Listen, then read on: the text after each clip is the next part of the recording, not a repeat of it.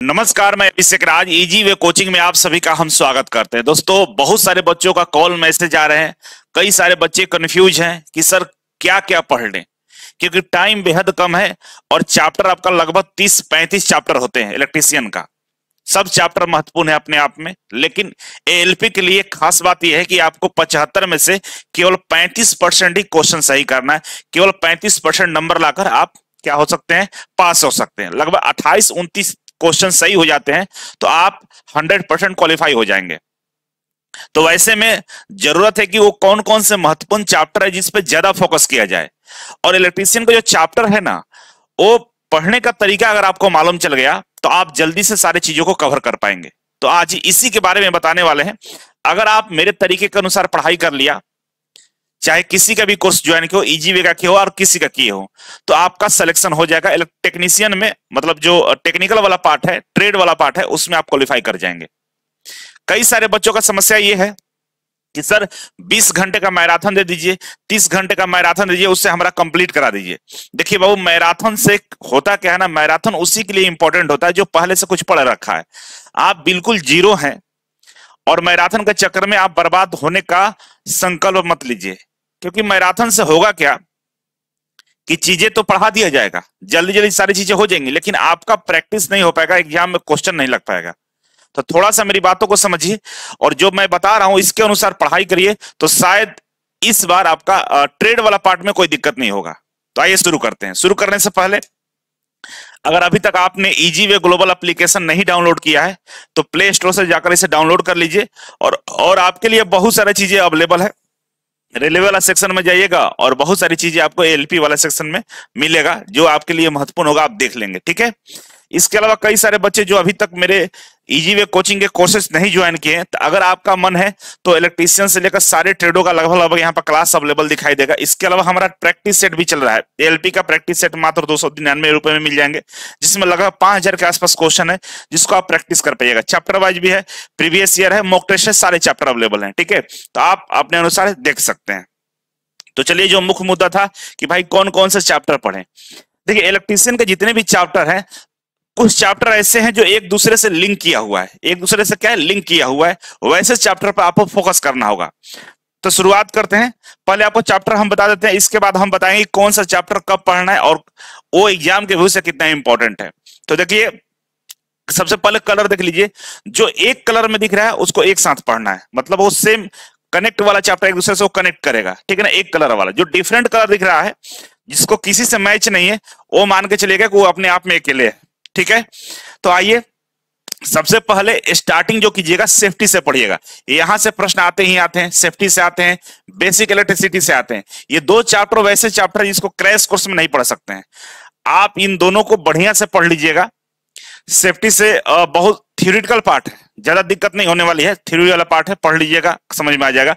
Basic electricity आपको इसलिए important है, मैं बता रहा हूं, क्योंकि इसको अगर समझ गए तो बहुत सारी चीजें आपको आगे वाले चैप्टर में समझ में आ जाएगा, है ना। इस चैप्टर से बहुत सारी चीजें आपका कंसेप्ट क्लियर होने वाला है।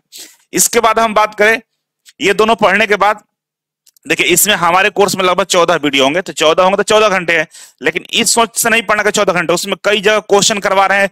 टाइम वैसे ही बच्चों को, मतलब क्लासरूम का वीडियो है तो टाइम लग रहा है, तो स्किप करके आगे बढ़ के फास्ट फॉरवर्ड करके देख लीजिएगा। ठीक है ना। ये 2 से 3 घंटे इसका लगेगा, मतलब स्किप करके देख लीजिएगा। टॉपिक वाइज वीडियो तो कोई दिक्कत ही नहीं होने वाली है। ठीक है। और डिटेल्स वीडियो है। इसके बाद ये 3 चैप्टर जो है आपके लिए एग्जाम पॉइंट ऑफ व्यू से भी बहुत महत्वपूर्ण है। मतलब रेलवे के एग्जाम को देखे तो बेहद महत्वपूर्ण है। और रीढ़ की हड्डी है किसका, इलेक्ट्रीशियन का। मैग्नेटिज्म पढ़ना है, जिसको मैग्नेट बोलते हैं। ठीक है ना। तो ध्यान रखिएगा, जो फिजिक्स वाला मैग्नेट है और इसके मैग्नेट में काफी अंतर होता है। तो मैग्नेटिज्म पढ़ लीजिएगा। डीसी जनरेटर और डीसी मोटर पढ़ लीजिएगा, तीनों एक साथ पढ़ना होगा। ठीक है। शुरुआत किससे करेंगे, मैग्नेटिज्म से। और मैग्नेटिज्म बढ़िया से पढ़ लिए तो ये दोनों चैप्टर में टाइम नहीं लगेगा। मान लीजिए इसको 2 घंटा आप टाइम दिए, अगर 2 से 3 घंटे में इसको पढ़े तो ये दोनों को 30-30 मिनट देकर पढ़ सकते हैं। ज्यादा टाइम नहीं लगेगा, आधे घंटे में दोनों खत्म हो जाएंगे। क्योंकि इसमें दोनों जितने भी कहानी चलेगा, इसी वाला कहानी चलने वाला है ना। तो इस तरह से ये 3 चैप्टर कंप्लीट करिएगा। इसके बाद आइएगा एसी वाला में, तो फिर इस तीनों को एक साथ पढ़ना है। पहले एसी सिंगल फेज पढ़ लीजिएगा, फिर सिंगल फेज इंडक्शन मोटर पढ़ लीजिएगा और 3 फेज इंडक्शन मोटर पढ़ लीजिएगा। ठीक ना। ये तो दोनों एक साथ आता है, 3 फेज और सिंगल फेज इंडक्शन मोटर। और ये सिंगल फेज पढ़ लीजिएगा, ये पढ़ लीजिएगा, तो ये भी तीनों का ही इंपॉर्टेंट है। इसके बाद आगे बढ़े तो ट्रांसफार्मर पढ़ लेना है, इतना सारा पढ़ लीजिएगा, यहां से यहां तक ट्रांसफार्मर आपको समझ में आएगा। कई सारे बच्चे डायरेक्ट ट्रांसफार्मर पढ़ लेते हैं, समझने को सब चीज समझ सकते हैं डायरेक्ट पढ़ के भी, लेकिन ये सीक्वेंस जो है ना, इसको फॉलो करिएगा तो आपको ट्रांसफार्मर में बहुत ज्यादा टाइम नहीं लगने वाला है, ठीक है। और जब यहां तक पहुंच जाएगा तो इधर वाला पार्ट तुरंत खत्म कर दीजिएगा, जो भी समय लगेगा ये वाला में लगेगा, और इसमें समय दीजिएगा। अगर यहां से लेकर यहां तक समय दिए हैं तो आपका लगभग लगभग 50% इलेक्ट्रीशियन का कवर हो चुका है। मतलब 50% इलेक्ट्रीशियन इसलिए कवर हो गया है क्योंकि इसके बिहाफ पे कई सारे क्वेश्चन आपके बन जाएंगे। और ये जब इतना पढ़े रहेंगे तो आप क्वेश्चन का जब प्रैक्टिस करेंगे तो बहुत सारी चीजें आपको समझ में आ रहा होगा, ठीक है ना। कई चैप्टर ऐसे होंगे जो नहीं पढ़े हैं, लेकिन इन लोगों के बिहाफ पे आपको चैप्टर के क्वेश्चन आप डील कर पाएंगे। तो समझ लीजिए ज्यादा टॉपिक नहीं है, 1 2 3 4 5 6 7 8 9 टॉपिक है। और 9 टॉपिक में बता रहा कहाँ टाइम लगेगा, बेसिक इलेक्ट्रिसिटी में टाइम दे दीजिएगा थोड़ा बहुत। कई सारे बच्चे फिजिक्स में रेजिस्टेंस वगैरह के बारे में पढ़े होंगे, ओम्स लॉ के बारे में पढ़े होंगे, किरचॉफ लॉ के बारे में पढ़े होंगे, वही सब है। और मैग्नेटिज्म में टाइम दीजिएगा, बाकी दो चैप्टर में टाइम देने की आवश्यकता नहीं है, थोड़ा बहुत यहाँ टाइम लगेगा, ये सब ऐसे ही निकल जाएंगे, ठीक है। और ट्रांसफार्मर में थोड़ा सा टाइम देकर इसलिए पढ़ लेना है, आसान है, जब इधर पढ़ेगा तो ये आसान लगेगा, इसलिए कि यहाँ से क्वेश्चन बहुत सारे आते हैं, ठीक है। अब इधर वाला पार्ट की हम बात करें तो यहाँ पे देखिए पावर जनरेशन है और ट्रांसमिशन एंड डिस्ट्रीब्यूशन है, ये दोनों एक दूसरे से कनेक्ट है।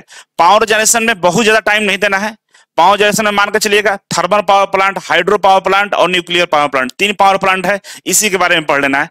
एक बार फिर से मैं बोलता हूं, hydro power plant, thermal power plant और न्यूक्लियर पावर प्लांट। और ये जो पावर प्लांट है ना, जहां से पावर पैदा किया जाता है, उसके पार्ट्स वगैरह के बारे में पढ़ना है, कैसे कंस्ट्रक्शन किया जाता है, इसमें कौन कौन से मशीनरी लगा हुआ है, इसके पार्ट्स क्या है, बस इतना ही चीजों को याद रखना है, ठीक है। इसके बाद ट्रांसमिशन एंड डिस्ट्रीब्यूशन थोड़ा सा टाइम देकर पढ़ लीजिएगा, ठीक है, क्योंकि यहाँ पर छोटी छोटी चीजें आपको दिखने को मिलेगा, है ना।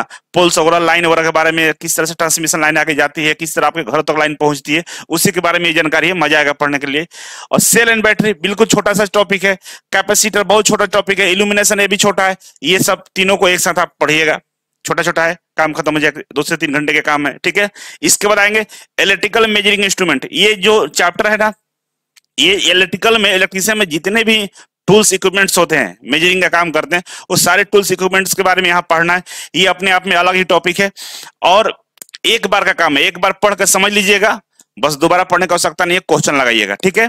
वायरिंग सिस्टम, और वायरिंग सिस्टम तो पढ़ना ही अलग से। और बेसिक इलेक्ट्रॉनिक्स, देखिए इलेक्ट्रॉनिक्स में कई सारे पार्ट्स है, डिजिटल इलेक्ट्रॉनिक्स होता है, बेसिक इलेक्ट्रॉनिक्स होता है, और भी कई इलेक्ट्रॉनिक्स का आपको टॉपिक दिखाई देंगे, किसमें, लेक्चर में, ठीक है। लेकिन यहाँ पे बेसिक इलेक्ट्रॉनिक्स को पढ़ लीजिएगा तो आपका काम हो जाएगा, बहुत ज्यादा डीप में, गहराई में इलेक्ट्रॉनिक्स के पार्ट्स में नहीं जाना है, क्योंकि इलेक्ट्रीशियन में ये बेसिक इलेक्ट्रॉनिक्स पढ़ना पड़ता है, जिसमें कई सारे टॉपिक होते हैं, तो बेसिक इलेक्ट्रॉनिक्स से आपका काम चल जाएगा।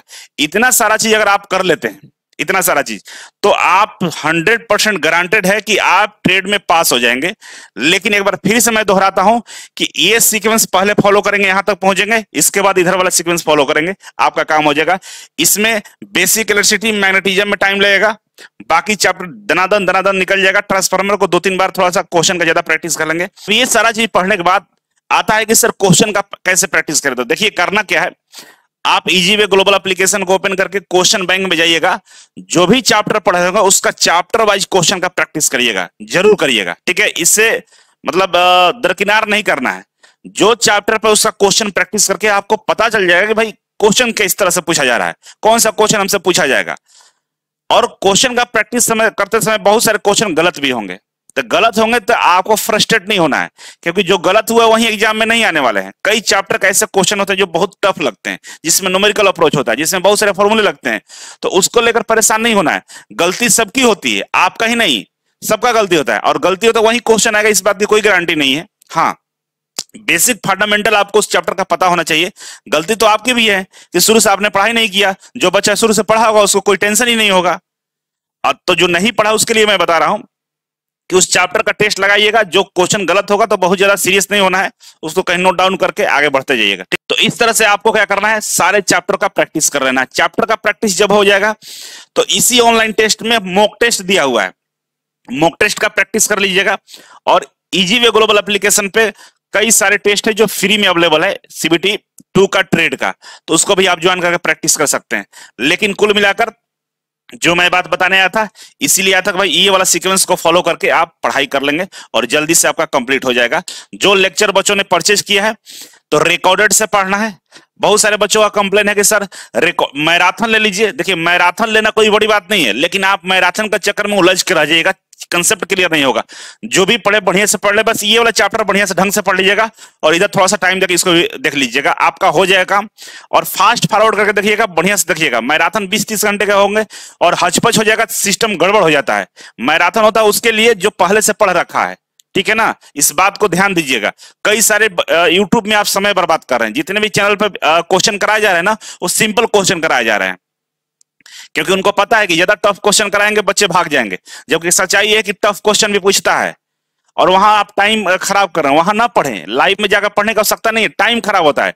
1 घंटे में 20 क्वेश्चन कर पाएंगे वहां पे, यहाँ पे 1 घंटे में पता ना कितने क्वेश्चन का प्रैक्टिस कर लेंगे। तो practice is a more important for this exam, ठीक है। तो आप इस एग्जाम के लिए प्रैक्टिस पर ध्यान दीजिएगा। समय बिल्कुल कहीं नहीं देना, ना यूट्यूब पर देना, कहीं नहीं। आप अपने कंसेप्ट पर दीजिए, किताब खोलिए, एप्लीकेशन खोलिए, नोट्स बनाइए, प्रैक्टिस करिए क्वेश्चन का। बस ये समय इसी का है। यूट्यूब पर समय बर्बाद करने का समय नहीं है। अगर आप बर्बाद करें तो आपके जैसा बड़ा मूर्ख कोई भी नहीं है, ठीक है। क्योंकि वो लोग कुछ नहीं कराएंगे, बस आपका हल्ला करके छोड़ देंगे। तो चलिए, आज के लिए इतना ही है। Thank you so much. मिलते हैं अगले वीडियो में, तब तक के लिए नमस्कार।